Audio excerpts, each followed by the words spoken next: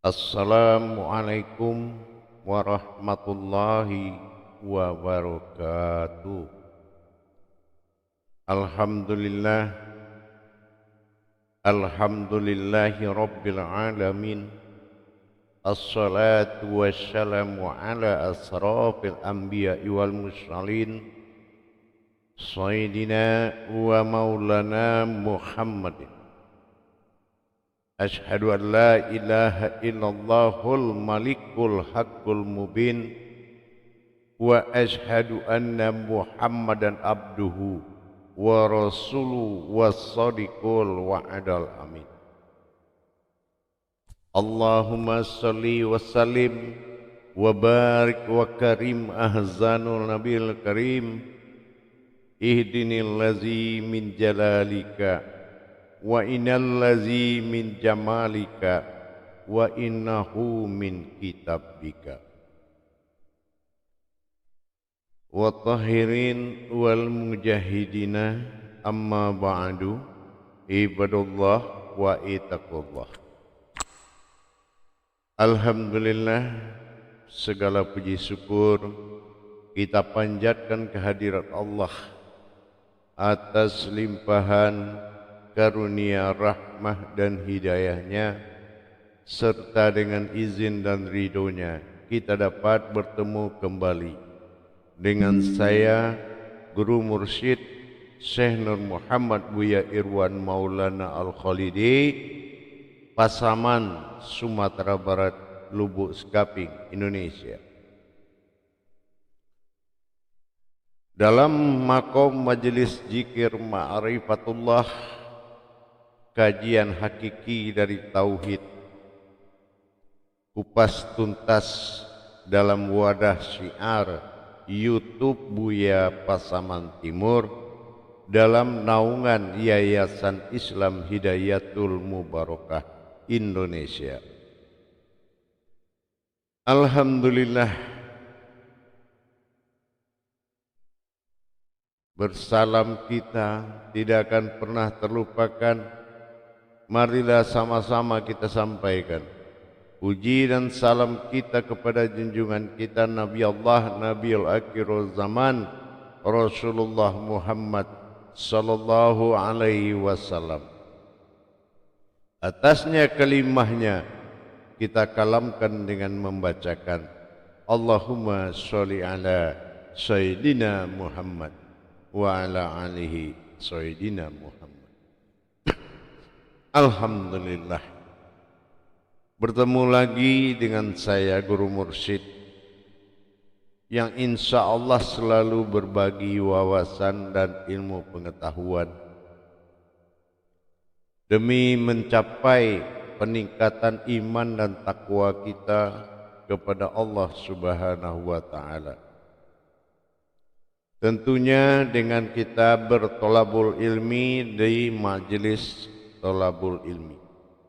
Bagaimana kita bisa belajar menuntut ilmu, memperdalam hakikat-hakikat dari syariat yang mana ditarekatkan menuju ma'rifat, sehingga terbukalah batasan atau hijab antara Tuhan sebagai wujud dan maujudnya adalah umat sebagai kodrat.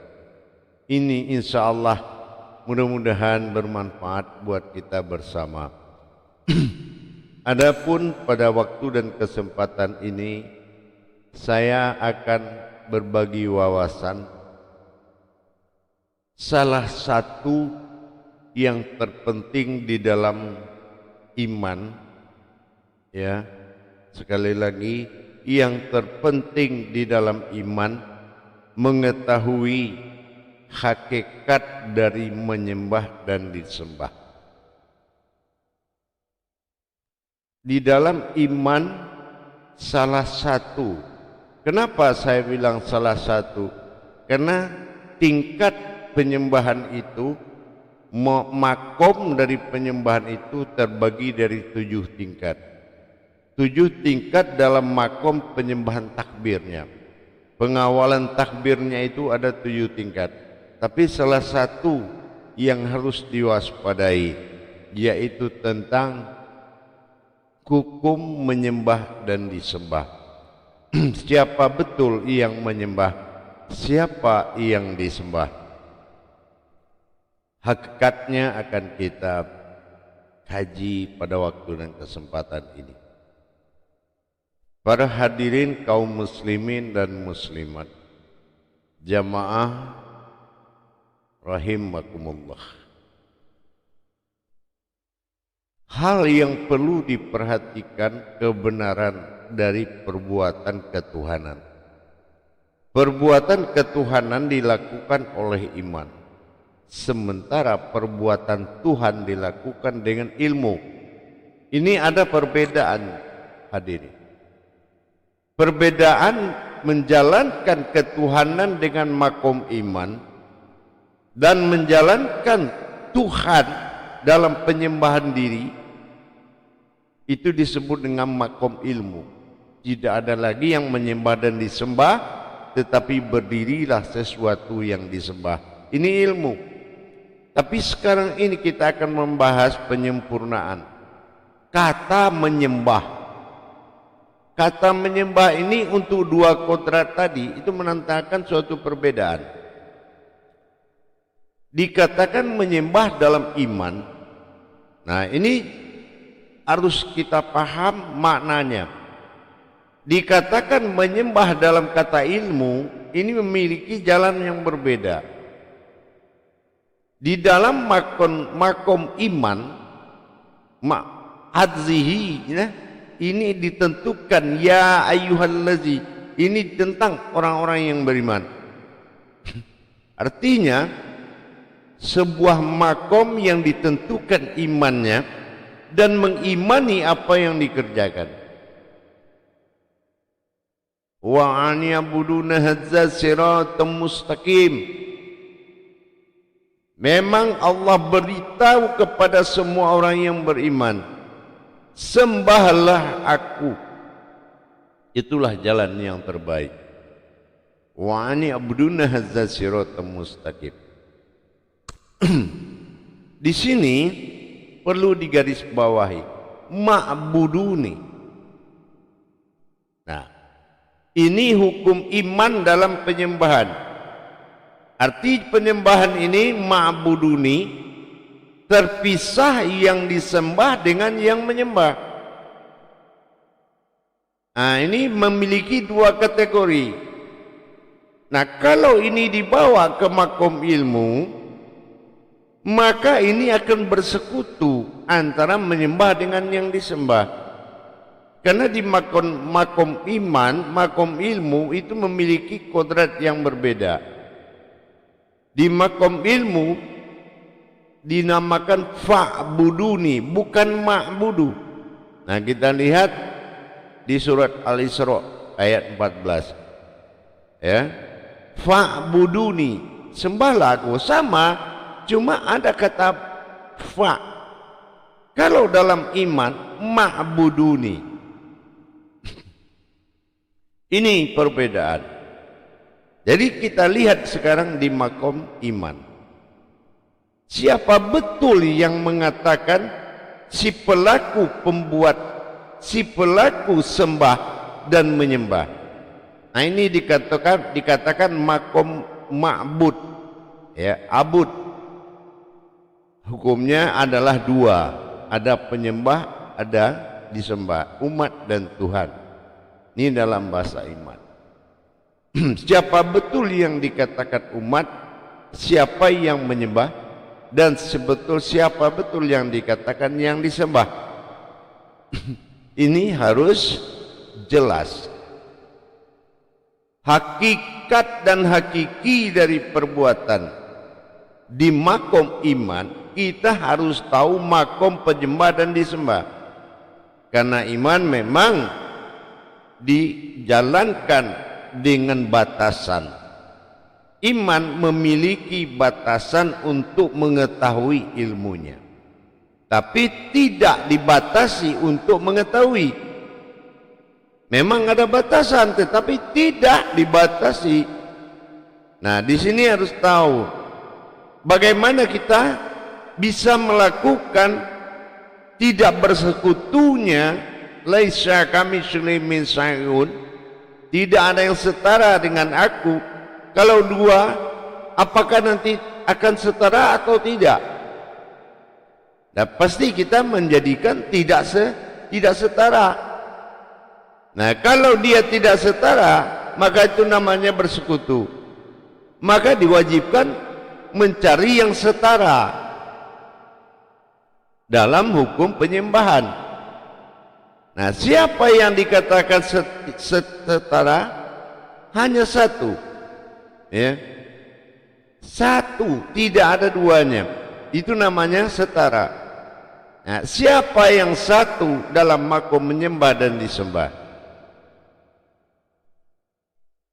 Jamaah yang dirahmati Allah rahimakumullah, sangat dipentingkan mendirikan hakikat di dalam syariat itu sangat wajib. Tanpa adanya hakikat, syariat itu tidak akan muncul sebagai fikih. Karena fikih itu bermakna faqih atau faham. Nah, sekarang kalau kita takbir Allahu Akbar, jangan ada dua yang berbeda. Maka ini tidak bersekutu kalau tidak berbeda. Nah, mana yang terjadi dalam penciptaan dia sama, tapi dalam penyembahan dia berbeda. Nah, ini kita masuk dalam makom ma'buduni, bukan fa'budu, tapi ma'budu. Nah, bagi saudara-saudara saya, ini harus benar-benar dipahami antara al-abidun wal ma'budun. Harus tahu dulu mana perbuatan abid dan mana perbuatan abud, penyembah dan disembah, ya. Nah, maka di sini kita akan ikut kepada amanah Allah. Pada sebuah qudsi Allah katakan, wala tafaraku fil izati wa tafaraku fis sifat. Setiap zat Allah, zat yang bersifat Allah, ya, zahir terlihat, ini adalah hukum daripada menyembah. Sementara yang tidak terlihat tapi nyata, ini disebut sifat. Nah, sifat adalah zahir yang diperlihatkan oleh sifat. Sifatlah yang memakai zat, sehingga zat hanya memperlihatkan sementara wujudnya sifat. Ini yang dikatakan wa tafaraku fi sifat. Maka tunduklah kepada sifat. Nah, disinilah terjadi tafakur dan tunduknya zat kepada sifat. Wala tafaraku fil izatin wa tafaraku fi sifat. Bagaimana zat ini tunduk kepada sifat? Apa yang dikatakan sifat? Ini yang dikatakan sebuah askar, sebuah titik temu kodrat yang tidak berasal dari langit dan bumi. Ini adalah diri sifat. Diri sifat, diri hakikat dan hakiki dalam wujud yang sama. Terlihat dia hakikat, wujudnya adalah hakiki. Ini zat dan sifat. Ini yang dikatakan dengan ma'buduni ala fa'buduni. Menyembahlah aku dan disembahlah aku. Nah, ini dalam penetapan dua kodrat dalam satu wujud, bahwasannya terlihatnya hakikat hakiki itu berupa hakikat. Ini harus benar-benar rapi di dalam takbirnya. Bagaimana zat itu menghadap kepada sifat, disitulah dalam pensaksian nur ma'in yaitu pandangan. Inilah yang dikatakan sebuah diri hakiki makrifat dengan hakikat makrifat. Dalam satu kodrat terjadi dua kodrat. Dalam satu wujud dua kodrat. Disinilah terjadinya penyembahan. Dalam bentuk perlakuan yang berbeda, tapi dalam wujud yang sama. Hayya 'alas shalah wa hayya 'alal falah. Nah, yang satu dikatakan mendirikan, iqamati shalah, itu fisifat. Ya, iqamati shalah. Nah, itu namanya mendirikan fisifat.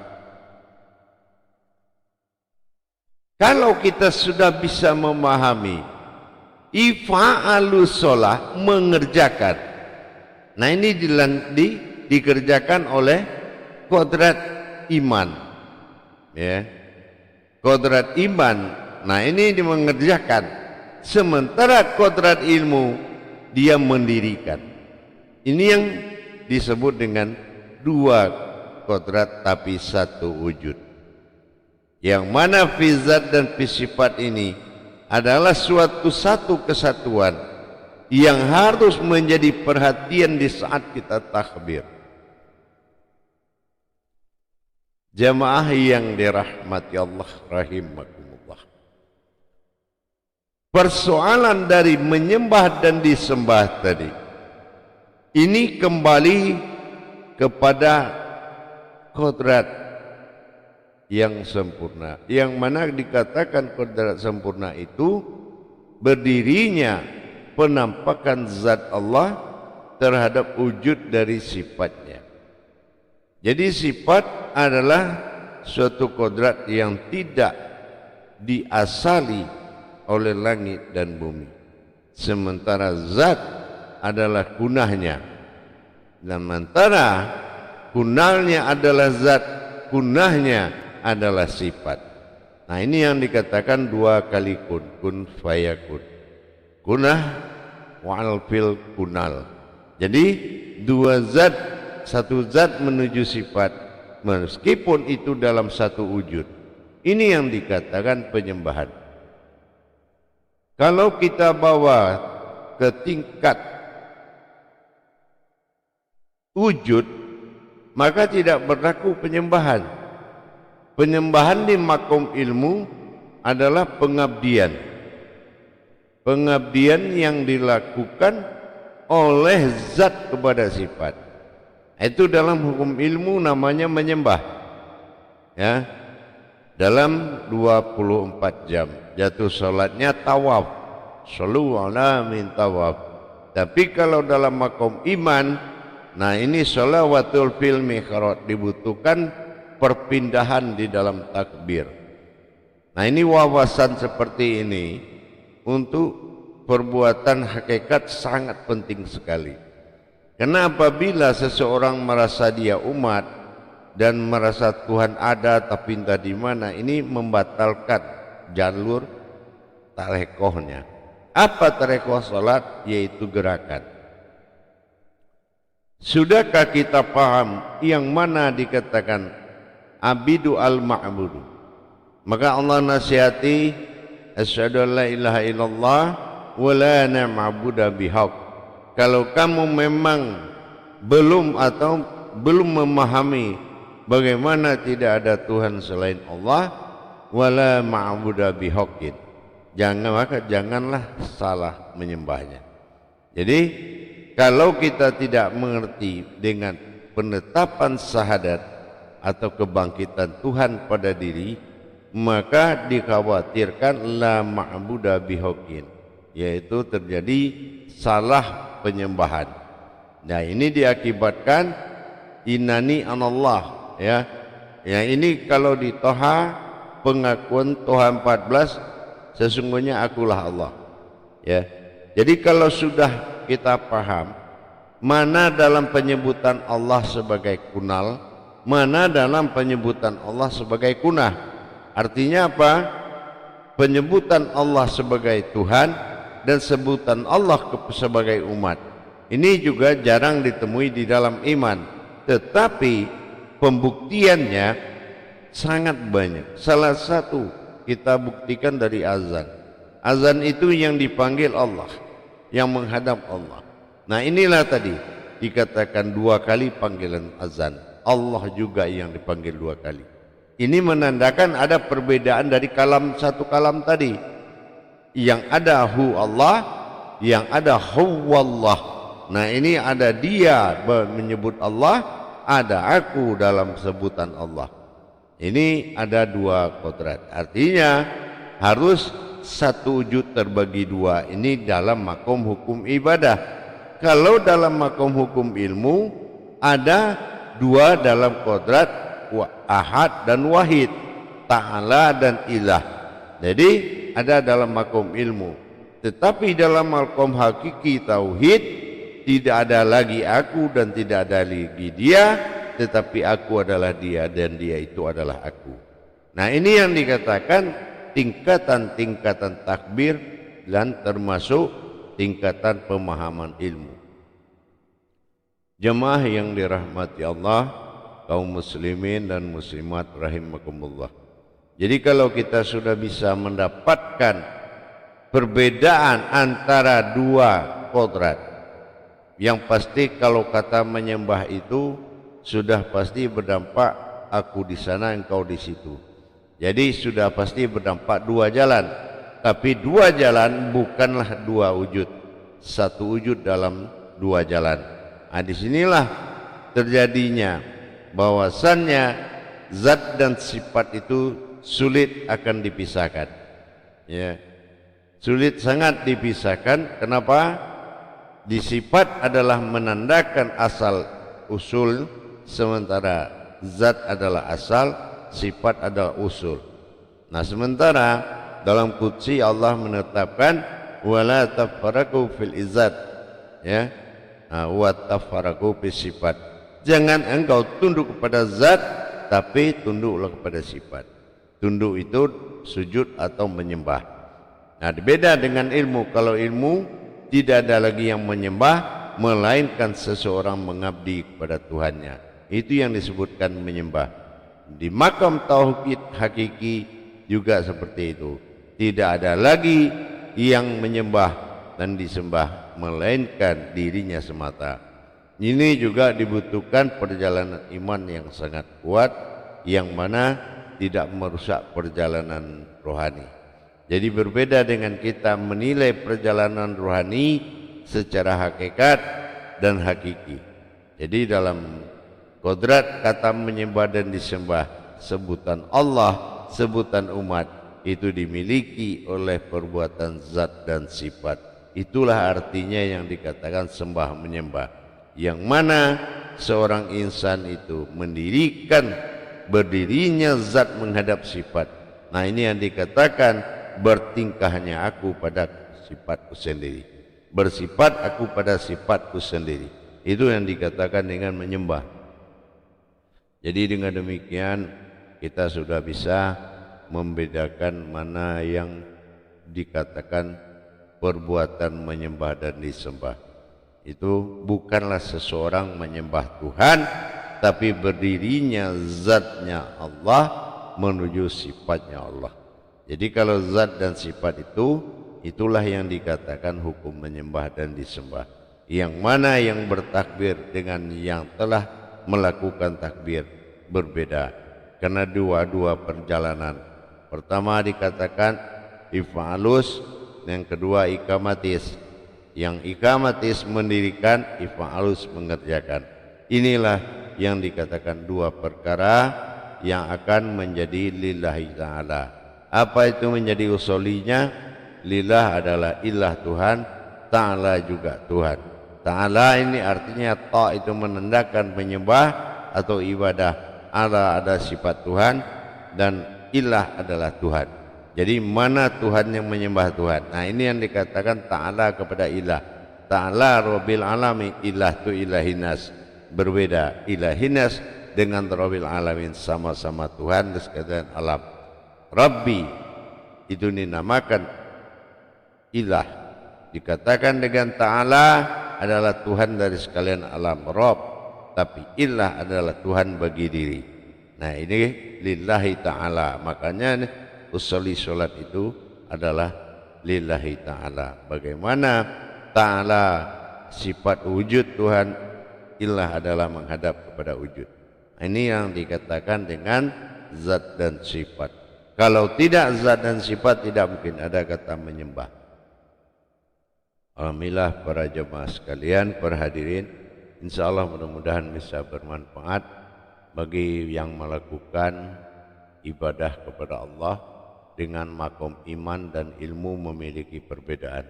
Kalau sudah ada kita tahu perbedaan, maka kita akan merasakan juga perbedaan dari 5 waktu.